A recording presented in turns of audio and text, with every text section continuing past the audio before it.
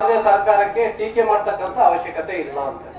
ಯಾಕೆ ಅಂದ್ರೆ ಇದಕ್ಕೆ ಸಾಮೂಹಿಕವಾಗಿ ಎಲ್ರದ್ದು ಕೂಡ ಹೊಣೆಗಾರಿಕೆ ಇದೆ. ಒಂದರ್ಥದಲ್ಲಿ ರಾಜ್ಯದಲ್ಲಿ JDS ಅಧಿಕಾರ ಮಾಡಿ ಸರ್ಕಾರವನ್ನ ಮಾಡಿದೆ, ಅವತ್ತು ಕೂಡ ಆಗಿಲ್ಲ. ಕಾಂಗ್ರೆಸ್ ಸುದೀರ್ಘವಾಗಿ ಆಡಳಿತ ಮಾಡಿದೆ, ಅವರು ಕೂಡ ಮಾಡಿಲ್ಲ. ಭಾರತೀಯ ಜನತಾ ಪಕ್ಷ ಸರ್ಕಾರ ಆಗಿದೆ, ಅವರು ಕೂಡ ಮಾಡಿಲ್ಲ. ಹಾಗಾಗಿದ್ರಿಂದ ಯಾವುದೇ ಸರ್ಕಾರಕ್ಕೆ ಟೀಕೆ ಮಾಡೋದ್ರಿಂದ, ಧಿಕ್ಕಾರ ಮಾಡೋದ್ರಿಂದ ಪ್ರಯೋಜನ ಇಲ್ಲ. ಯಾರ್ಯಾರು ಆಯಾ ಸರ್ಕಾರದ ಪ್ರತಿನಿಧಿಗಳಿದಾರೋ, ಶಾಸಕರಿದಾರೋ, ಮಾಜಿ ಶಾಸಕರಿದಾರೋ, ಯಾರ್ಯಾರಿಗೆ ಆಸಕ್ತಿ ಇದೆಯೋ ಅವರೆಲ್ಲ ಇದರಲ್ಲಿ ಪಾಲ್ಗೊಂಡು ಈ ಕೆಲಸವನ್ನ ಮಾಡಿಕೊಡ್ಬೇಕು ಅಂತ ಹೇಳಿ ಈ ಸಂದರ್ಭದಲ್ಲಿ ವಿನಂತಿಯನ್ನ ಮಾಡ್ತೀವಿ. ಹೊಸನಗರ, ಶರಾವತಿ, ಸಾವೆಹಕ್ಲು, ಚಕ್ರನಗರ, ಮಡಲೂರು ಡ್ಯಾಮು ಈ ತರ ವಿವಿಧ ಡ್ಯಾಮ್ಗಳಿಂದ ರಾಜ್ಯಕ್ಕೆ ಬೆಳಕು ಕೊಟ್ಟು ಹೊಸನಗರ ಕತ್ಲೆ ಇದೆ ಅಂತ ಹೇಳಿದ್ರೆ ಇದೆಲ್ಲರಿಗೂ ಕೂಡ ಒಂದು ನಾಚಿಕೆ ಆಗಂತ ಪರಿಸ್ಥಿತಿ. ಹಾಗಾಗಿ ಇದಕ್ಕೆ ಗಟ್ಟಿಯಾಗಿ ಮಾಡಿ, ಇದು ಸುಲಭ ಸಾಧ್ಯ ಅಲ್ಲ. ಹೊಸನಗರ ಕ್ಷೇತ್ರ ಅದು ಸುಲಭದಲ್ಲ. ಯಾಕೆ ಅಂತ ಹೇಳಿದ್ರೆ ಇದು ಏರಿಯಾ ಜಾಸ್ತಿ ಇದೆ. ಪಶ್ಚಿಮ ಘಟ್ಟ ಪ್ರದೇಶದಲ್ಲಿ ಈಗಾಗಲೇ 1968ರಿಂದ ಅರಣ್ಯ ಅಂತ ಘೋಷಣೆ ಆಗಿದೆ. ಲ್ಯಾಂಡ್ಸ್ ಗಳೆಲ್ಲ ಅರಣ್ಯಕ್ಕೆ ಹೋಗಿದೆ. ಟೆಕ್ನಿಕಲ್ ಸಮಸ್ಯೆನೂ ಅಷ್ಟೇ ಇದೆ. ಹಾಗಾಗಿ ಇದನ್ನ ನಿರಂತರವಾಗಿ ಹೋರಾಟ ಮಾಡುವಂತದ್ದಾಗಬೇಕು. ಕೇವಲ ಶಾಸಕರು, ಮಾಜಿ ಶಾಸಕರ ಮೇಲೆ ಹೇಳುವಂತದ್ದಲ್ಲ. ನಾವೇನೇನೋ ರಾಜಕೀಯ ಪಕ್ಷದ ಮುಖಂಡರಿದ್ದೀವಿ. ನಾವು MLAಗಳು ಬಂದ ತಕ್ಷಣ ಅವ್ರ ಜೊತೆಗೆ ಇದ್ದು MLA ಮನೆಗೆ ಹೋದ ತಕ್ಷಣ ಮನೆಗೆ ಹೋಗೋ ಕೆಲಸ ಅಲ್ಲ.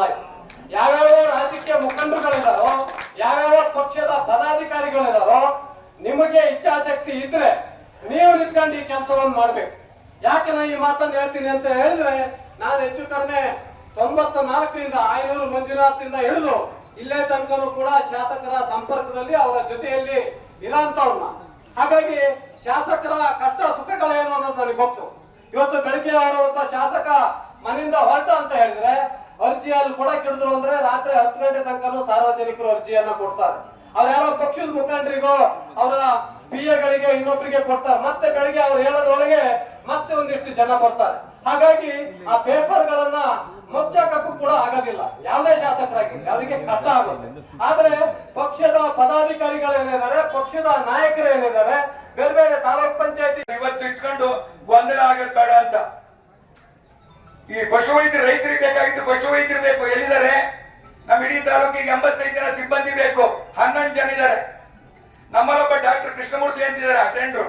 ಅವ್ರು ಇಂಜೆಕ್ಷನ್ ಕೊಟ್ಟು ಒಂದು ಉಳಿಯಲ್ಲ, ಎಲ್ಲ ಸಾಕು ಹೋಗ್ತಾರೆ. ಇದು ನೋಡಿ ನಮ್ಮ ರೈತರು ದುರಂತ. ಇದು ಈ ನಮ್ಮ ಶಾಸಕರು ಮನಸ್ಸು ಮಾಡಿದ್ರೆ ಆಗ್ತವೆ ಅನ್ನೋದಕ್ಕೊಂದು ಉದಾಹರಣೆ ನಮ್ಮ ಆರೋಪದವ್ರಿಗೆ ಕೊಡ್ತೀನಿ. ಪ್ರಥಮ ಶಾಸಕರಾದಾಗ ಆಗೇರಿ ಮಂಡಿಯಲ್ಲಿ FPMದವ್ರು ಬಂದು ಲೂಟಿ ಮಾಡ್ತಾ ಇದ್ರು. ಗುಡ್ಲಿನೆಲ್ಲ ಕಿತ್ತಾಕಿರೋ. ಇಲ್ಲೇ ತಾಲೂಕ್ ಪಂಚಾಯತಿಯಲ್ಲಿ ಮೀಟಿಂಗ್ ಮಾಡ್ತಾ ಇದ್ವಿ. ರವಣ ಬನ್ನಿ ಹೋಗೋಣ ಅಂತ ಅವ್ರು ಕಾರಲ್ಲಿ ಕರ್ಕೊಂಡೋದ್ರು. FPMದವ್ರಿಗೆ ಗಲಾಟೆ ಮಾಡಿ, ನೋಡಿ ರವಣ ಇದೊಂದು ಹೋರಾಟ ಮಾಡಿ ಈ ಗುಡಿಸಲು ಕಟ್ಸ್ಕೊಡ್ಬೇಕು ಅಂದ್ರು. ಸರಿ ಸರ್ ಅಂತ ನಾನು ಹೋರಾಟ ಮಾಡಿದೆ. ಆ ದಿನ 14 ಗುಡಿಸಲು ಕಡ್ದವು. ಆಲ್ಗೇರಿ ಮಂಡಿಯಲ್ಲಿ ಇವತ್ತು 14 ಬಿಲ್ಡಿಂಗ್ ಇದಾವೆ. 14 28 ಆಗಿದಾವಲ್ಲಿ. ಇವೆಲ್ಲ ನಿಮ್ಗೆ ಗೊತ್ತಿರ್ಬೋದು ಬನ್ರಿ ಅವರಿಗೆ. ಹಾಗೆ ನಾ ಹೇಳಿದ್ದೆ, ಅವರು ನನ್ನ ಬಗ್ಗೆ ಅವ್ರೇನು ಬೇಜಾರು ಮಾಡ್ಕೊಳ್ಳಲ್ಲ. ಅದೇ ಛಲ ಯಾವತ್ತೂ ನಿಮ್ಗೆ ಇರ್ಲಿ. ನೀವು ಮುಂಚೆ ರಾಜ್ಯದ ಮುಖ್ಯಮಂತ್ರಿನೂ ಆಗ್ಬಹುದು. ಆ ನೆನಪಿರ್ಲಿ ನಿಮ್ಗೆ. ನಾನು ಆಗ್ತೀನಿ ಅಂತ ಈಗ ಎತ್ತಾಳ್ ಮಾತಾಡೋರು ನಾನೇ ಮುಖ್ಯಮಂತ್ರಿ ಅಂತ. ಹಂಗೆ ನೀವು ಒಂದ್ ದಿವಸ ಸಹಜವಾಗಿ ಆಗ್ಬಹುದು. ಆದ್ರಿಂದ ಈ ತಾಲೂಕಿನ ಋಣ ಎಲ್ಲ ಜನಪ್ರತಿನಿಧಿಗಳ ಮೇಲಿದೆ. ನಾವು ಹೋರಾಟ ನೆಪ ಮಾತ್ರ ನಿಮ್ಗೆ ಎಚ್ಚರಿಕೆ ಕೊಡುವಂತದ್ದು ಅಷ್ಟೇ. ನೀವು ಮಾಡ್ಬೇಕು, ಕಾರ್ಯಗತಗೊಳಿಸ್ಬೇಕು ಜನಪ್ರತಿನಿಧಿಗಳು. ಮುಂದೆ ಇನ್ನೂ ದೊಡ್ಡ ದೊಡ್ಡ ಹೋರಾಟ ಬದಲಾವಣೆಗಳನ್ನ ಕೇಳ್ತಾ ಇದ್ದೀರಾ. ಇದು ನಿಮಗೆ ನೆನಪಿರ್ಲಿ. ಬರೀ ನಾವಿಲ್ಲಿ ಹೋರಾಟ ಮಾಡೋದು ಸುರೇಶ್ ಅಂತವ್ರು, ಜಯರಾಮ್ ಅಂತವ್ರು, ಯಾರೋ ಮುಂಚೂಣಿಯಲ್ಲಿ ಇದ್ದವ್ರು ದಮ್ಮ ಯಾಕೆ ಕೊಟ್ಟು ಮಾಡ್ಕೊಂಡ್ ಬರ್ಬೇಕು. ಅದ್ರಲ್ಲೂ ಸರಿಯಾಗಿ ಬರ್ತೀರ ನೀವು ಇಲ್ಲಿಗೆ. ಈ ಕಪ್ಪೆ ತುಲಾಭಾರ ಮಾಡಿದೆ ಯಾವ್ದಾವ್ದನ್ನ ಸುಮ್ಮನೆ ಹುಟ್ಟಾಡ್ತಿದ್ದೀರಿ. ಅದಲ್ಲ, ನಮ್ದು ಏನ್ ಗುರಿ ಇದೆ, ಗುರಿ ಮುಖ ತನಕ ಹೋರಾಟದ ಮನೋಭಾವನೆ ಇರ್ಲಿ, ಹೋರಾಟ ಇರ್ಲಿ. ನೀವೆಲ್ಲ ಯುವಕರು ಚುನಾವಣೆ ಬಂದಾಗ ನಿಮ್ಗೆ ಹೊರಟು ಬರುತ್ತೆ. ಈಗ ಬರಬೇಕು ಹೊರಟು. ನಿಮಗೆ ಎಲ್ಲೆಲ್ಲೋ ಇರ್ತೀರಾ. ಅಪ್ಪ ಹುಷಾರಿಲ್ಲ ಅಂದ್ರೂ ಬರಲ್ಲ, ಅಮ್ಮ ಹುಷಾರಿಲ್ಲ ಅಂದ್ರೂ ಬರಲ್ಲ, ಊರಾಗ ಹಬ್ಬ ಇಟ್ಕೊಡ್ರು ಅಂದ್ರೂ ಬರಲ್ಲ. ಚುನಾವಣೆ ಸಂದರ್ಭದಾಗೆಲ್ಲ ಇಲ್ಲಿ ಇರ್ಕಂತೀರ. ಯಾರದೋ ದುಡ್ಡಿ ಮೋಜಿ ಮಸ್ತಿ ಆಡಕ್ಕೆ. ಇದಲ್ಲ, ಇಂಥದಕ್ಕೆ ಬರ್ಬೇಕು ನೀವು ಯುವಕರು. ಇದಕ್ಕೆ ಸೊಂಟ ಕಟ್ಟಬೇಕು ನೀವು. ಇದು ನಿಮ್ಮ ಹೋರಾಟದ ಮುಂದಿನ ಜೀವನದ ಗುರಿ, ಹಕ್ಕಿದು. ಇದಕ್ಕೆ ಬರ್ರಿ. ಚುನಾವಣೆ ಸಂದರ್ಭ ಬಂದು ಬೈಲೆಲ್ಲ ಹುಡಿ ಮಾಡಬೇಡ್ರಿ.